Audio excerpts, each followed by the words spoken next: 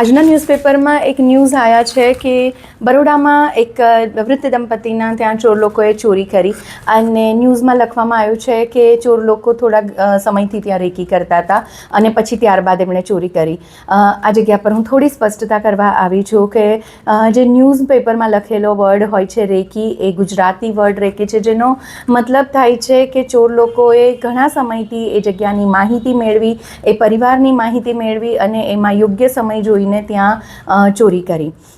જે recce originally થેરપીનો word છે, it is Japanese word recce, અને જાપાનીઝ વર્ડ રેકીનો જે મતલબ થાય છે અગર ગુજરાતીમાં, એ દિવ્ય શક્તિ સાથે, ડિવાઇન ફોર્સ સાથે, લાઈફ ફોર્સ સાથે જે આપણે હિલિંગ કરીએ છીએ એ રેકી પદ્ધતિ છે જેના દ્વારા હિલિંગ થાય છે. અને જો ચોર લોકો ગુજરાતી વર્ડ રેકી કરીને આ કાર્ય કરી શકતા હોય તો હું તમને ચોક્કસ કહીશ કે ખરેખર હવે સમય પાકી ગયો છે કે ઘરે ઘરે દરેક વ્યક્તિએ રેકી શીખેલી હોવી જોઈએ. જે જાપાનીઝ વર્ડ રેકી છે એ થેરપી શીખેલી હોવી જોઈએ, જેનાથી તમે ઘરનું પ્રોટેક્શન લઈ શકો છો, તમે તમારા પરિવારજનોને પ્રોટેક્ટ કરી શકો છો, તમે તમારી સેલ્ફને પ્રોટેક્ટ કરી શકો છો, તમારા ત્યાં નેગેટિવ ઇન્સિડન્ટ્સ બનતા અટકાવી શકો છો.